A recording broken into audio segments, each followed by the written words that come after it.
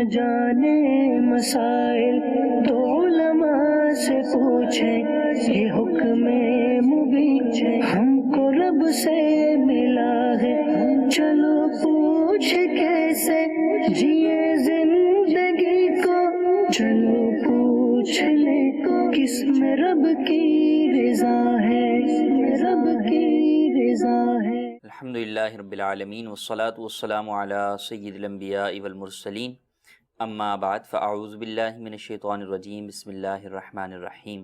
الصلاة والسلام علیک یا رسول اللہ وعلی آلک واصحابک یا حبیب اللہ، الصلاة والسلام علیک یا نبی اللہ وعلی آلک واصحابک یا نور اللہ۔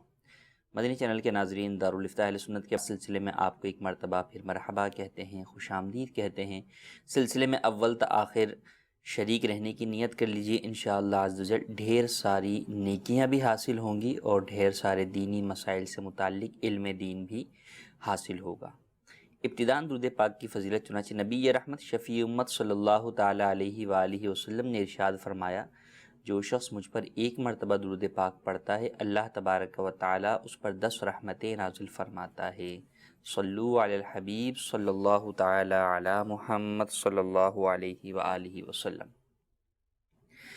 آج ہمارا موضوع گزشتہ سلسلہ کے موضوع والا ہی ہے، اور وہ ہے شادی اور نکاح سے متعلق احکام اور مسائل۔ نبی رحمت شفیع امت صلی اللہ تعالی علیہ وآلہ وسلم نے جہاں نکاح کی ترغیب دلائی اور اسے اپنی سنت قرار دیا، وہیں نکاح سے متعلق دیگر امور کے اوپر بھی آپ علیہ الصلوۃ والسلام نے مسلمانوں کی رہنمائی فرمائی۔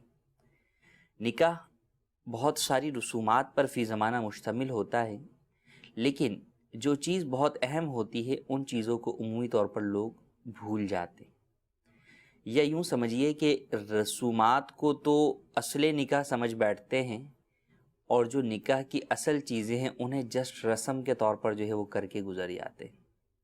اس سے متعلق بسا اوقات معلومات بھی حاصل نہیں ہوتی، اس لیے سنی سنائی افواہوں کی بنیاد کے اوپر یا وہیں مجلس نکاح میں کسی سے مشورہ کر کے کسی کے کہنے کے اوپر کوئی بھی چیز جو ہے وہ کر دی جاتی ہے، حالانکہ وہ چیزیں بنیادی طور پر نکاح کا ایک اعتبار سے حصہ ہوتی ہیں۔ جی ہاں، میری مراد مہر ہے کہ عورت کو مہر دیا جاتا ہے، تو اس مہر کا بہت اہمیت حاصل ہے، اور یہ گویا کہ نکاح کا ایک حصے کے طور پر ہے کہ نکاح جو ہے وہ مہر نکاح کے اندر ضروری ہوتا ہے، لہٰذا مہر کے اوپر بھی شرعی احکام کا جاننا ضروری ہے۔ کیونکہ معلوم نہیں ہوتا تو کئی لوگ آج بھی 32 روپیہ رکھ دیں، 31 روپے رکھ دیں مہر، اس طرح کے بات کہتے ہوئے جو ہے وہ نظر آتے ہیں، یا شرع محمدی کے مطابق مہر رکھ دیں۔ نہ اب انہیں پتہ شرع محمدی کسے کہتے ہیں، شرع محمدی کا مہر ہے کیا، بس انہوں نے جو ہے وہ ایک سنی سنائی بات جو اپنے بزرگوں سے بوڑھوں سے چلی آ رہی ہے اسی کو وہ کر دیا۔ 32 روپے بھی اس دور کے اندر 32 روپے تھے، اب آج وہ کتنے بنتے ہیں اس چیز کی بھی جو ہے وہ معلومات نہیں ہے، تو لہٰذا مہر سے متعلق بھی مسائل کو جاننا ضروری ہے۔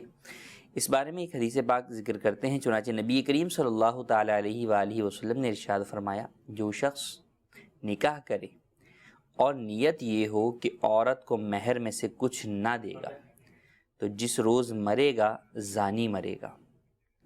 اور فرمایا، جو کوئی کسی سے کوئی شے خریدے، کوئی چیز خریدے، اور یہ نیت ہو کہ قیمت میں سے اسے کچھ نہ دے گا، تو جس دن مرے گا خائن مرے گا، اور خائن نار میں یعنی جہنم میں ہے۔ اسی طرح ایک اور حدیث پاک میں ہے، آپ علیہ الصلوۃ والسلام نے ارشاد فرمایا، بہتر وہ مہر ہے جو آسان ہو، یعنی جس کی ادائیگی آسان ہو۔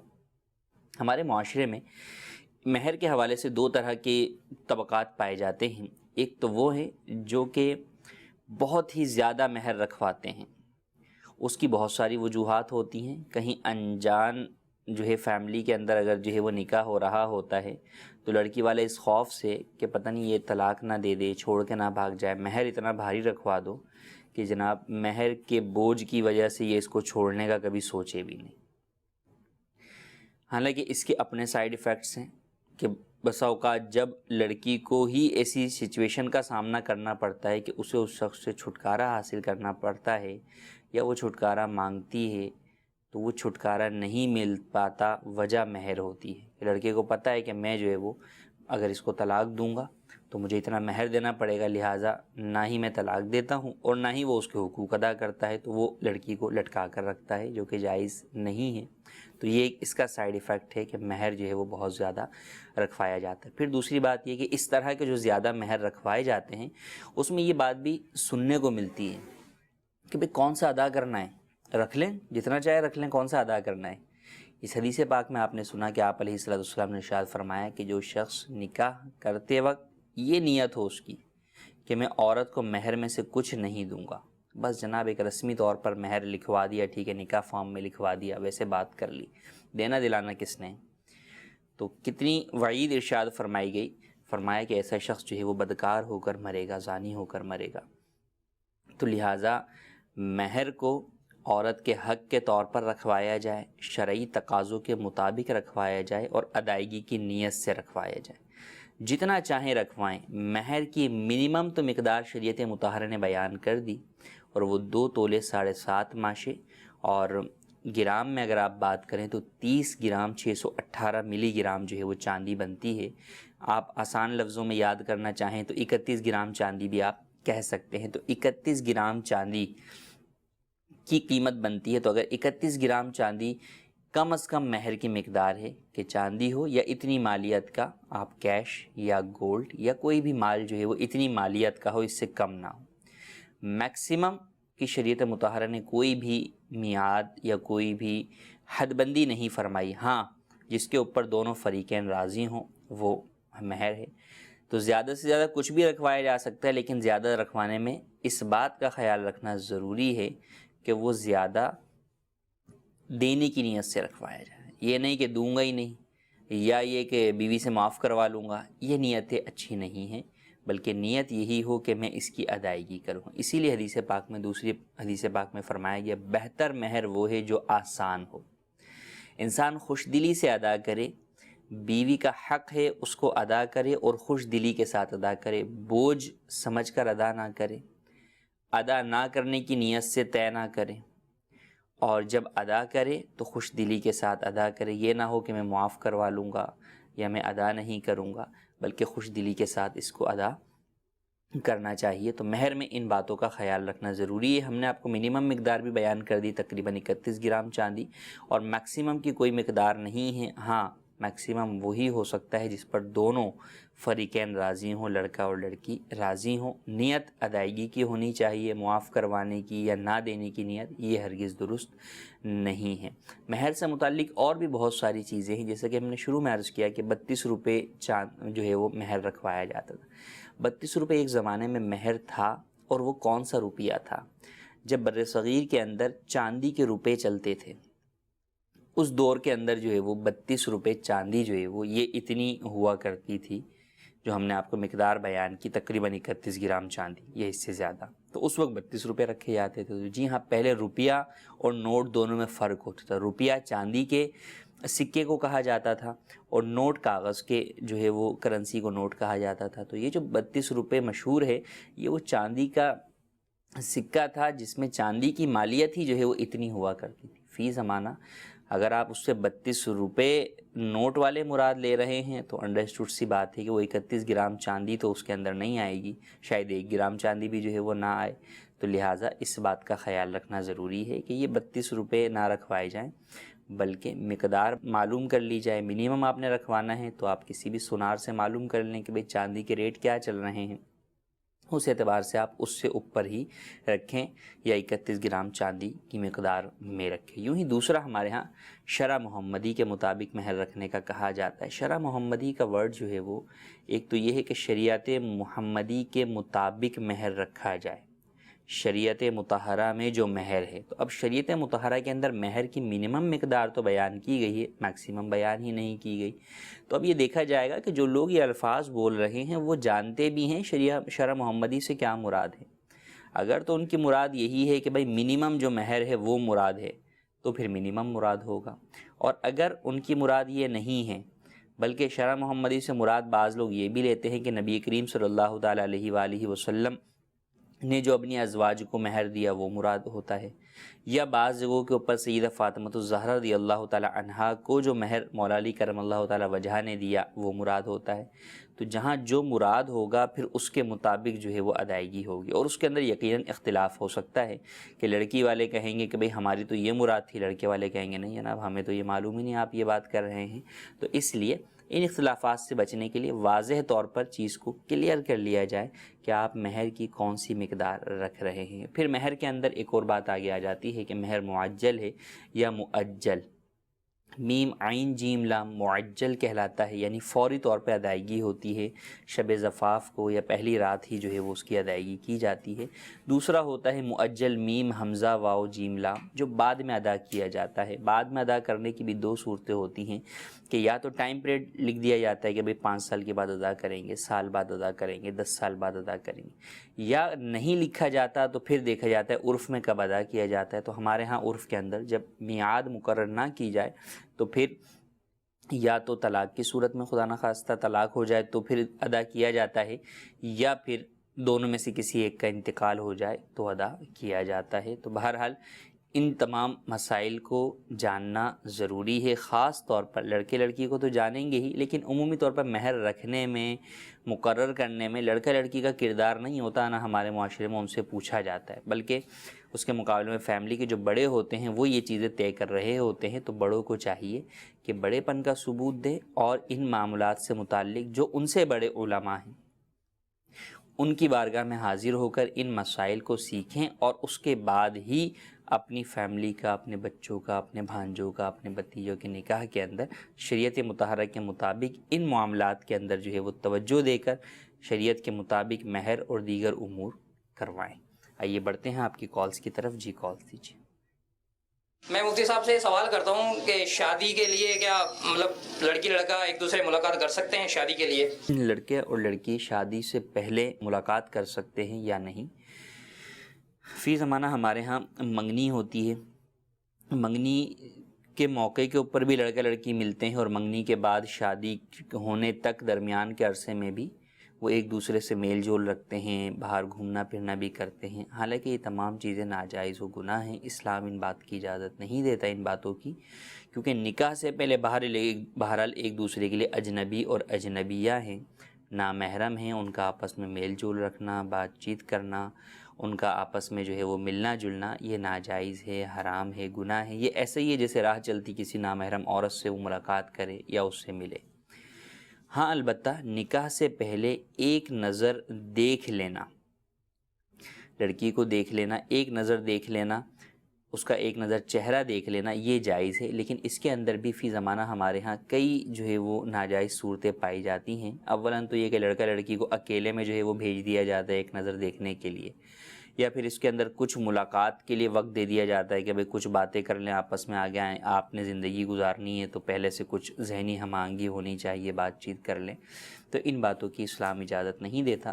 محارم کی موجودگی کے اندر ایک نگاہ لڑکا اگر لڑکی کو دیکھ لے یا لڑکی اگر لڑکے کو دیکھ لے تو اس میں حرج نہیں ہے۔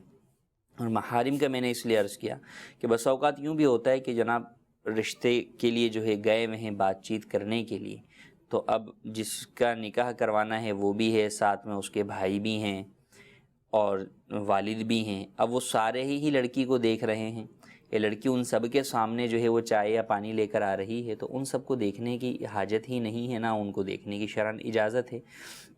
تو فقط محارم اگر عورتیں ہیں تو ان کی موجودگی میں جو ہے وہ اگر لڑکے کو ایک نظر دکھا دیا جائے تو اس میں حرج نہیں ہے۔ بھائی ہیں جو کہ آگے جا کے جو ہے وہ دیور بنیں گے یا جیٹھ بنیں گے، تو اولاً تو یہ بعد میں بھی نامحرم رہیں گے۔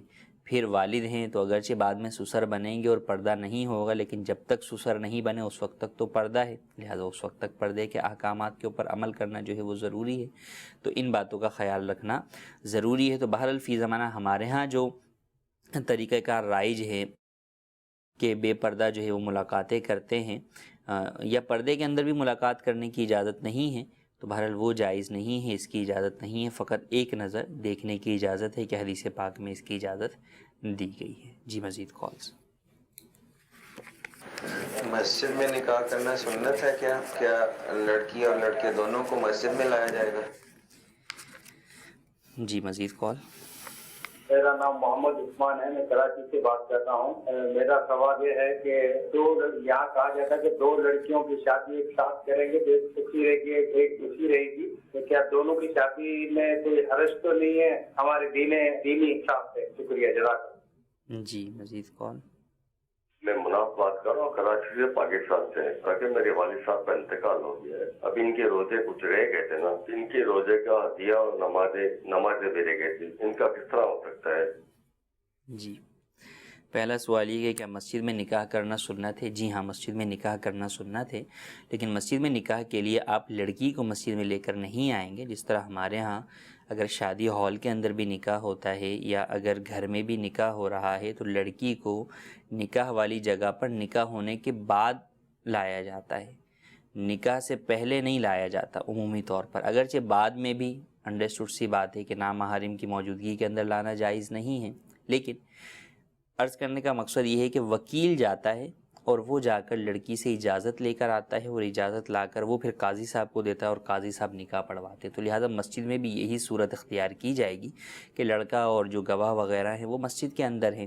اب کوئی شخص جو ہے وہ جا کر گھر سے اجازت لے کر جو ہے وہ آ جائے، وکیل جو جائے گا وہ جا کے اجازت لے کر آ جائے گا، اور پھر وہ اجازت لے کر جو آئے گا وہ قاضی صاحب کو وہ اجازت دے دے گا کہ نکاح جو ہے وہ پڑھا دیں. تو یوں نکاح ہوتا ہے، اور مسجد کے اندر بہرحال نکاح کرنا سنت ہے. تو اس بات کا بھی خیال کرنا چاہیے کہ اس سنت کی بھی ادائیگی ہو. ہاں، مسجد میں نکاح کرنے کے اندر مسجد کے تقدس کا خیال رکھنا یہ ضروری ہے. کسی بھی طور پر مسجد کے تقدس کو، ادب کو پامال نہ کیا جائے. دوسرا سوال یہ ہے کہ دو بیٹیوں کی ایک ساتھ شادی کرنا کیا یہ برا ہے؟ کہتے ہیں ایک سکھی رہتی ہے ایک نہیں رہتی، اس بات کی کیا حقیقت ہے؟ شریعت مطہرہ میں ایک ہی شخص سے دو بہنوں کا نکاح تو حرام ہے، باقی الگ الگ اشخاص سے ایک ہی شادی کی تقریب کے اندر یا ایک ہی دن کے اندر دونوں کو رخصت کرنا یا ایک آدھ دن کے اندر جو ہے وہ دونوں کو رخصت کرنا، اس میں کوئی ممانعت نہیں ہے. اور اس میں یہ شگون لینا کہ جو ہے وہ ایک سوکھی رہے گی ایک جو ہے وہ نہیں رہے گی، ایک دکھی رہے گی، یہ بدشگونی ہے اور اسلام بدشگونی کی اجازت نہیں دیتا. تو اس بات کی کوئی حقیقت نہیں ہے. تیسرا سوال کہ ان کے والد مرحوم کا انتقال ہو گیا، اللہ تبارک و تعالیٰ ان کی مغفرت فرمائے. جی ہاں، والدین کا یہ جو بھی آپ کے مرحوم ہیں ان کی نمازیں اور روزے باقی ہیں تو ان کا فدیہ ادا کیا جاتا ہے. ہر نماز کا ایک فدیہ یعنی ایک صدقہ فطر کی مقدار، اور ہر روزے کا ایک فدیہ ایک صدقہ فطر کی مقدار ادا کیا جاتا ہے. تو بالکل آپ ادا کر سکتے ہیں. مستحق کے زکوٰۃ کو آپ اپنے والد مرحوم کی قضا نمازوں کا اور قضا روزوں کی کیلکولیشن کیجئے، اور اس کے مطابق فی نماز جو ہے وہ ایک صدقہ فطر ہوگا. دن میں 6 نمازیں کاؤنٹ کی جاتی ہیں، 5 فرض اور ایک وتر. تو یوں 6 نمازیں کاؤنٹ کی جاتی ہیں. تو ایام کے اعتبار سے کتنے ڈیز بنتے ہیں، ان ایام کے اعتبار سے، دنوں کے اعتبار سے آپ کیلکولیشن کر لیجئے. یوں ہی کتنے روزے بنتے ہیں ان کے اعتبار سے کیلکولیشن کر لیجئے، اور یہ جو بھی اماؤنٹ بنتا ہے اس کو آپ فدیے کے طور پہ مستحق زکوٰۃ کو ادا کریں گے. تو امید ہے کہ اللہ تبارک و تعالی آپ کے والد مرحوم سے نمازیں، قضا نمازیں اور روزوں کے معاملے میں درگزر فرمائے گا. اگر یہ اماؤنٹ بہت زیادہ بن جائے، کروڑوں میں بن جائے مثال کے طور پہ، اور کسی شخص کے پاس اتنا مال نہیں ہے کہ وہ اتنا سارا ادا کر سکے، تو اس کے لیے شرعی حیلہ بھی موجود ہے، اس کے اپنے تقاضے اور طریقے بھی موجود ہیں. اس کے لیے آپ دعوت اسلامی کی مجالس سے بھی، مالیات سے بھی رابطہ کر سکتے ہیں. انشاءاللہ عز و جل وہ اس معاملے میں آپ کی رہنمائی کر دیں گے. کچھ میسیجز بھی ہمارے پاس ہیں، انہیں بھی ہم شامل کرتے ہیں. ایک یہ ہے کہ نکاح اپنوں میں کرنا چاہیے یا غیروں میں؟ نکاح جو ہے وہ اپنوں سے مراد کیا؟ انڈرسٹوڈ سی بات ہے کہ مسلمان کے اندر ہی جو ہے وہ نکاح کرے گا، اس کا نکاح غیر مسلم کے ساتھ جو ہے وہ نہیں ہوگا. ہاں، برادری اگر مراد ہے تو اولاً سب سے پہلے نکاح میں دیکھنا کیا چاہیے؟ نکاح میں سب سے پہلے دینداری دیکھنی چاہیے. اس کے بعد اپنوں یا غیروں کے اندر دونوں جگہوں پر نکاح کرنا جائز ہے. ہاں، اگر خاندان کے اندر نکاح کرتے ہیں یا برادری میں نکاح کرتے ہیں یا لڑکی کا نکاح ہو رہا ہے اور ہم پلہ میں کرتے ہیں، ہم کف میں کرتے ہیں، تو یہ زیادہ بہتر ہے. لیکن اگر لڑکی کی اجازت سے غیروں میں بھی کرتے ہیں تو اس میں بھی شرعی اعتبار سے کوئی ممانعت نہیں ہے. یہ اس چیز کو دیکھا جائے کہ دیندار ہوں، نیک پرہیزگار ہوں، اس چیز کو دیکھا جائے۔ اگر پتہ ہے کسی کو کہ ہماری برادری میں یہ صورتحال نہیں ہے تو پھر بہرحال غیروں کو ترجیح دی جائے کہ دین کو سب سے پہلے ترجیح ہے۔ تو ان باتوں کا خیال رکھنا ضروری ہے۔ ایک سوال یہ ہے کہ کیا خواتین عورتیں مسواک کر سکتی ہیں؟ جی ہاں، عورتوں کے لیے مسواک کرنا نبی کریم صلی اللہ تعالیٰ علیہ وآلہ وسلم کی سنت نہیں، البتہ سیدہ عائشہ صدیقہ رضی اللہ تعالیٰ عنہ کی سنت ہے، تو عورتیں سیدہ عائشہ صدیقہ رضی اللہ تعالیٰ عنہ کی سنت پر عمل کرتے ہوئے مسواک کر سکتی ہیں۔ ایک سوال یہ ہے کہ کیا شادی کے دن میں کیا دلہن شادی کے دن میں نماز قضا کر کے پڑھ سکتی ہے؟ کیونکہ میک اپ وغیرہ کیا ہوتا ہے، عورت نماز کیسے پڑھے؟ اللہ تبارک و تعالیٰ نے اتنی بڑی نعمت عطا کی ہے تو اب اس نعمت کے اوپر رب کا شکر ادا کرنا چاہیے یا اس کی نافرمانی کرنی چاہیے؟ یہ اپنے آپ سے خود پوچھ لیجیے۔ یقیناً کوئی بھی شخص اس بات کو گوارا نہیں کرے گا کہ اگر جو ہے وہ ہمیں ایک نعمت مل رہی ہے تو نعمت دینے والے کا ہم شکر کرنے کے بجائے اس کو ناراض کریں۔ تو شادی والے دن تو اللہ تبارک و تعالیٰ کی اور زیادہ عبادت کرنی چاہیے کہ رب تعالیٰ نے جو ہے وہ یہ نعمت کا دن عطا فرمایا ہے، تو ہرگز اس وجہ سے نماز قضا کرنے کی اجازت نہیں ہے۔ میک اپ وغیرہ جو بھی ہے یا تو اس سے پہلے جو ہے وہ کر لیں، لیکن چونکہ یہ اتنا ٹائم پیریڈ کے اوپر پھیلا ہوا ہوتا ہے کہ انڈرسٹوڈ سی بات ہے کہ درمیان میں جو ہے وہ وضو ٹوٹ سکتا ہے۔ تو بہرحال کچھ بھی ہو، نماز کا اہتمام کرنا ضروری ہے۔ میک اپ عذر نہیں ہے، یا تو میک اپ بعد میں کروایا جائے یا وضو پہلے سے رکھا جائے اور اس کو باقی رکھا جائے، لیکن بہرحال وضو ہونا ضروری ہے تاکہ نماز بر وقت ادا کی جا سکے۔ کسی بھی وجہ سے نماز قضا کرنے کی اجازت نہیں ہے۔ جی مزید کال دیجیے۔ یہ شادیوں میں جو خرچہ ہو رہا ہے، فضول خرچی ہو رہی ہے اور لوگوں کی دل آزاری بھی ہوتی ہے، جو کم ہستی کے لوگ ہیں، کم حیثیت والے لوگ ہیں، تو یہ اس چیز کو کیسے تدارک کیا جائے، کیسے روکا جائے؟ جی، شادیوں میں فضول خرچی، شادیوں کے اندر خرچ کی دو صورتیں ہیں۔ ایک تو عمومی طور کے اوپر اگر دیکھیں تو کئی شادیوں کے اندر فضول خرچی گناہوں میں ہو رہی ہوتی ہے، یعنی خرچ گناہوں میں ہو رہا ہوتا ہے تو وہ فضول خرچی ہی ہے، اور فضول خرچی کا بھی اعلیٰ ترین ناجائز درجہ ہے کہ گانے باجے میں چل رہا ہے، ڈھول باجے میں چل رہا ہے، اس طرح کی چیزوں کے اندر جو ہے وہ پیسہ خرچ ہو رہا ہے۔ تو یہ تو حرام ہے کہ بندہ گناہ میں بھی مبتلا ہے اور اپنے پیسے خرچ کر کے بھی گناہ میں مبتلا ہو رہا ہے، اور یہ وہ گناہ ہوتے ہیں کہ گناہ دوسروں کے لیے بھی گناہ کا باعث بن رہے ہیں۔ کہ ایک ہے کہ آپ خود گناہ کر رہے ہیں، اس کا گناہ آپ پر، ایک ہے کہ آپ گانا خود بھی سن رہے ہیں اور دوسرے کو بھی سنوا رہے ہیں، تو اب وہ اس کو جو آپ سنوا رہے ہیں اس کا گناہ بھی آپ کے اوپر ہے۔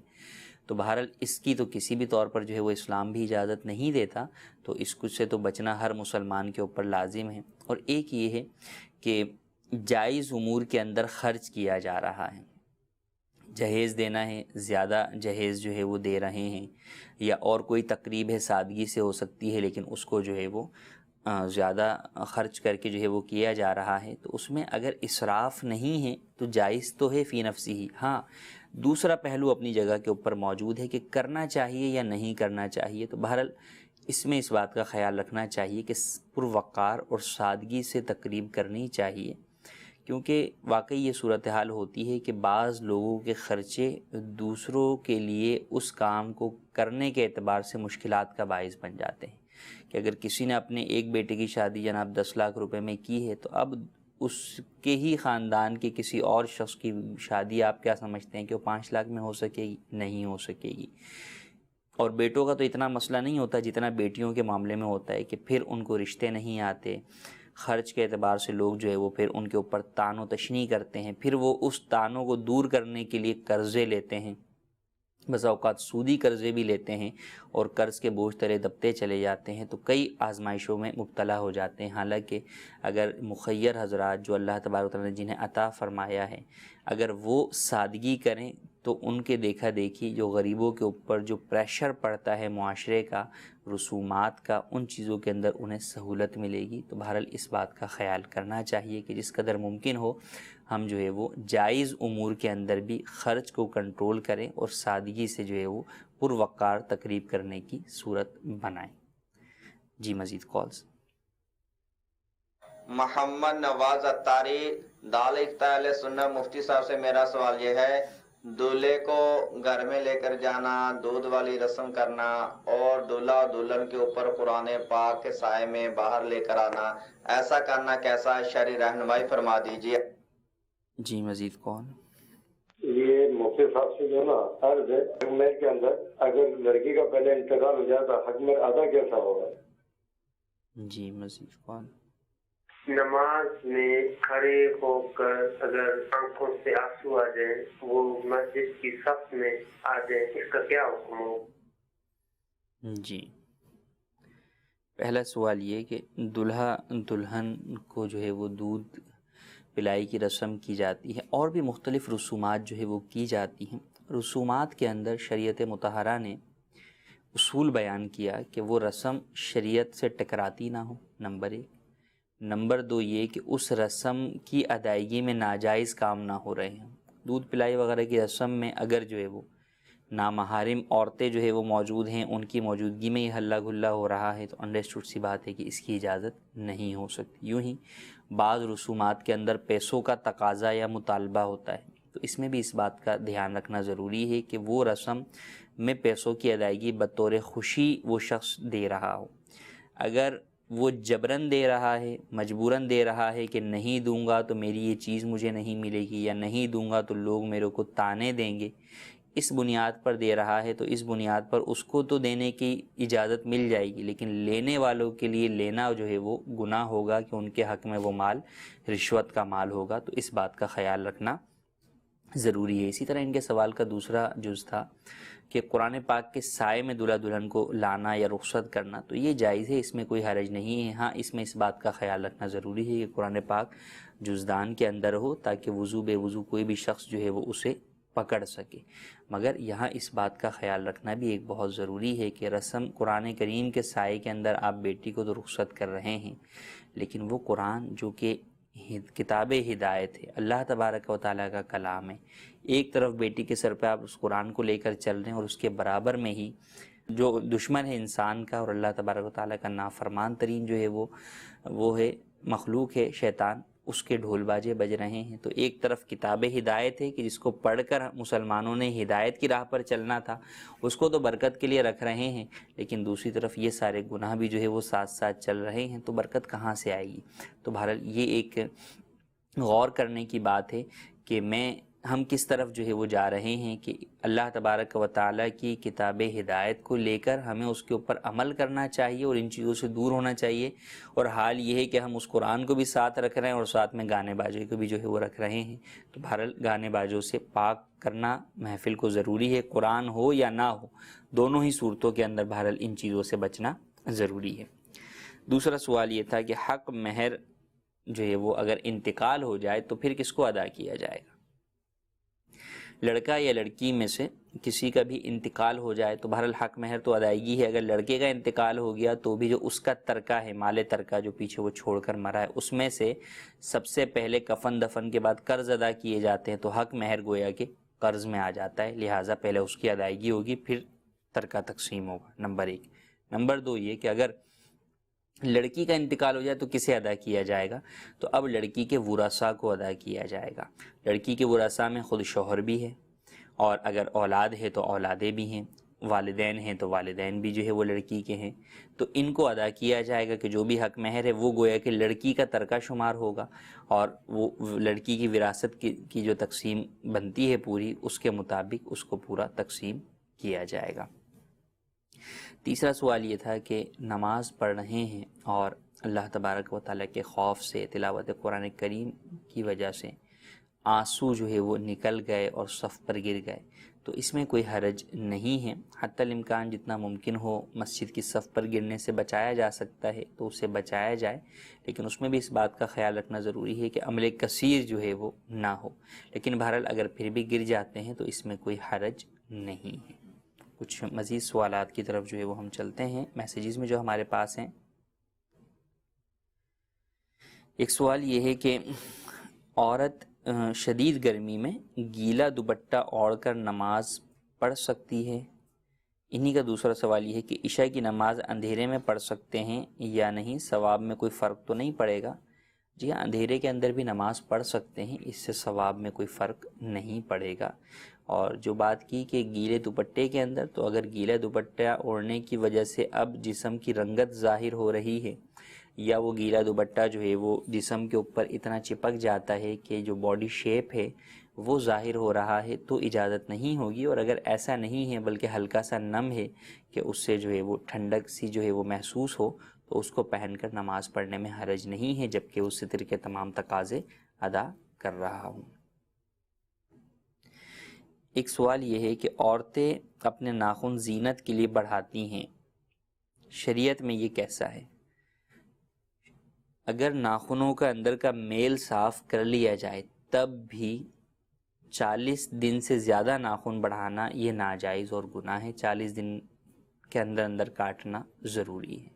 تو اولاً تو یہ کہ میل صاف نہ کیا جائے تو یہ ویسے ہی جو ہے وہ صحت کے جو ہے وہ صفائی کے اصولوں کے خلاف ہے۔ اگر اس چیز کو صاف کر لیا جائے تو بھی زیادہ سے زیادہ 39 دن تک بڑھا سکتی ہیں، 40 دن کے اوپر بہرحال کاٹنے ہوں گے۔ اور سنت اور مستحب تو یہی ہے کہ ہر ہفتے ہی جو ہے وہ ناخن کاٹے جائیں۔ جی مزید کال دیجیے گا۔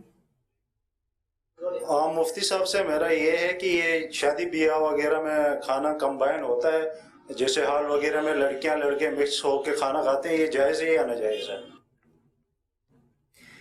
مخلوط تقریبات چاہے کھانے کی ہوں یا کسی بھی چیز کی ہوں، چاہے آفیسز کی ہوں یا کسی بھی جگہ کی ہوں، بہرحال مخلوط تقریب کے جس میں نامحرم مرد و عورت بے پردہ جو ہے وہ ملتے جلتے ہیں، ایک دوسرے کو دیکھتے ہیں، ناجائز و حرام اور گناہ ہے، اللہ تبارک و تعالیٰ کے غضب کو دعوت دینے والی بات ہے۔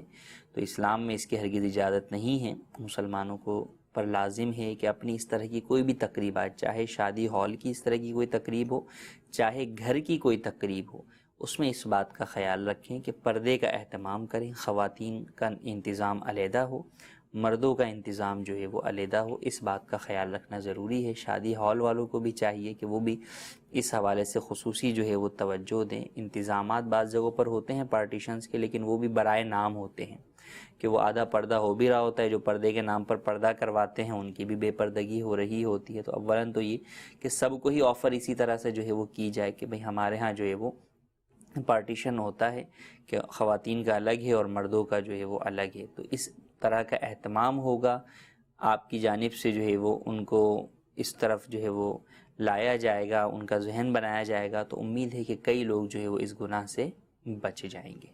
جی مزید کال۔ بیٹی کو جو دہیج دیا جاتا ہے کتنا دہیج دینا چاہیے؟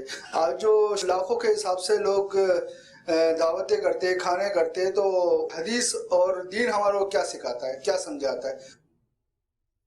دیکھیں، جہیز نبی کریم صلی اللہ تعالیٰ علیہ وآلہ وسلم نے اپنی بیٹی سیدہ فاطمہ الزہرا رضی اللہ تعالیٰ عنہا کو بھی دیا، لیکن وہ کتنا مختصر تھا وہ ہر شخص جو ہے وہ جانتا ہے کہ جہیز اصل وجہ کیا ہے کہ نئی زندگی کا آغاز ہوتا ہے، تو اب ان کو گھر میں رہن سہن کے لیے جو ضروریات زندگی کی حاجت ہوتی ہے وہی جہیز کی صورت کے اندر جو ہے وہ دی جاتی ہیں۔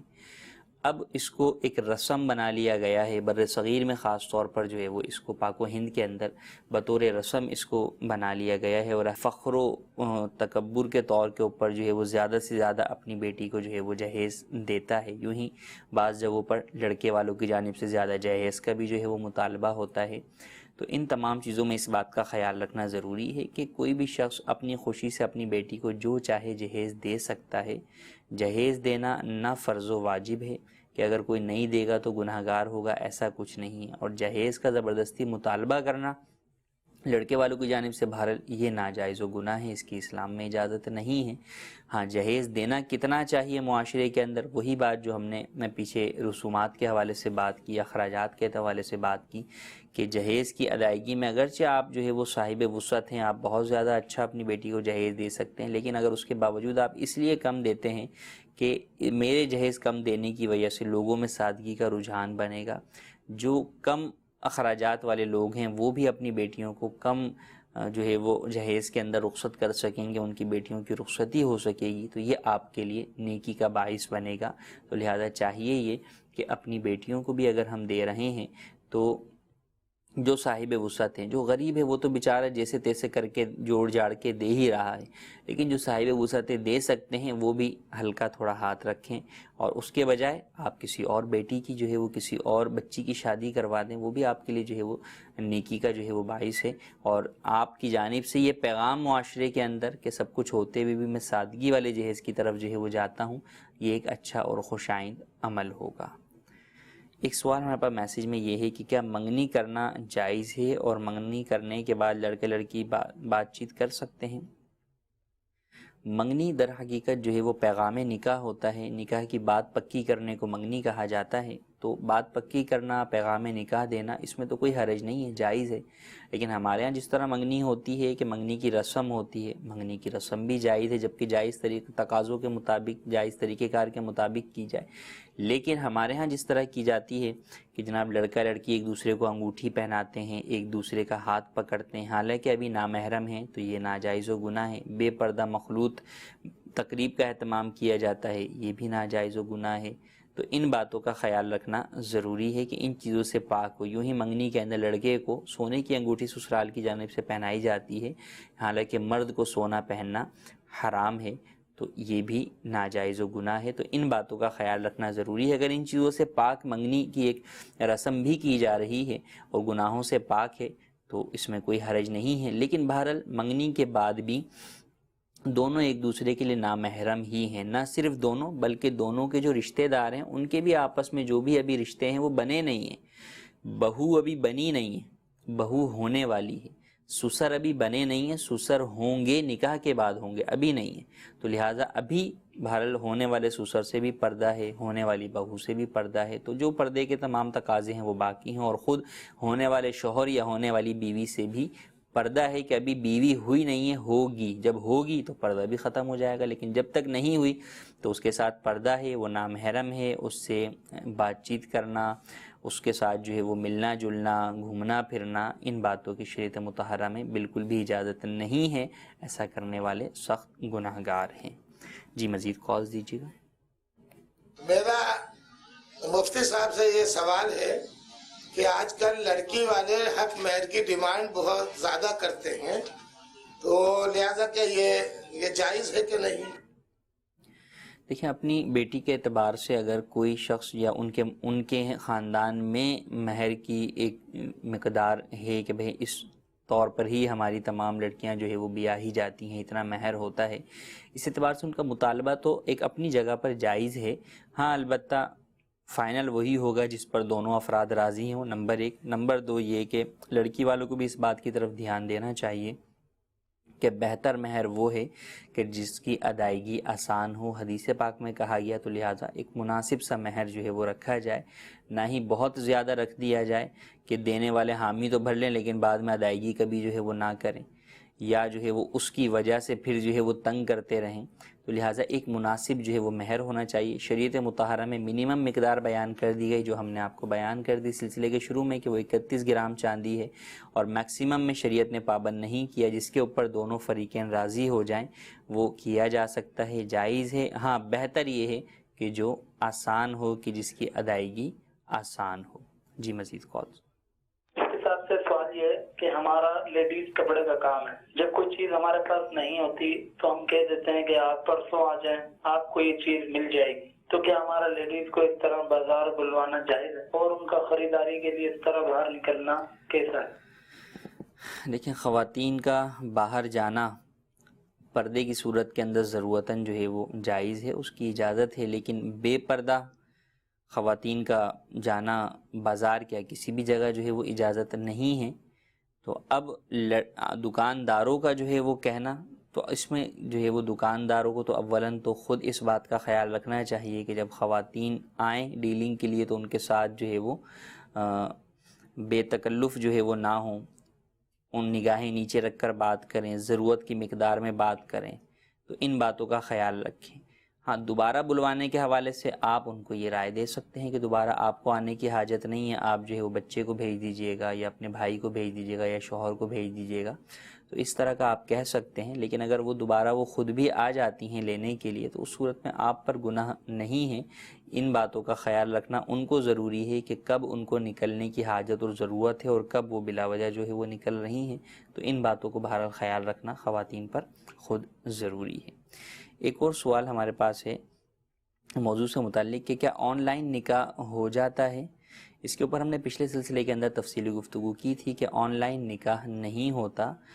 نکاح کے لیے ایجاب و قبول کے وقت لڑکے اور لڑکی دونوں کا ایک مجلس میں ہونا، یا ان دونوں کے وکیلوں کا ایک مجلس میں ہونا، یا ایک اصل اور ایک وکیل کا ایک مجلس میں ہونا ضروری ہے۔ اگر ایسا نہیں ہوگا تو نکاح نہیں ہوگا۔ اللہ تبارک و تعالی سے دعا ہے آج کے سلسلے میں ہم نے جو کچھ سنا سیکھا اسے یاد رکھنے، اس پر عمل کرنے، اسے دوسروں تک پہنچانے کی سعادت نصیب فرمائے۔ آمین بجاہ النبی الامین۔ صلو علی الحبیب صلی اللہ تعالی علی محمد صلی اللہ علیہ وآلہ وسلم۔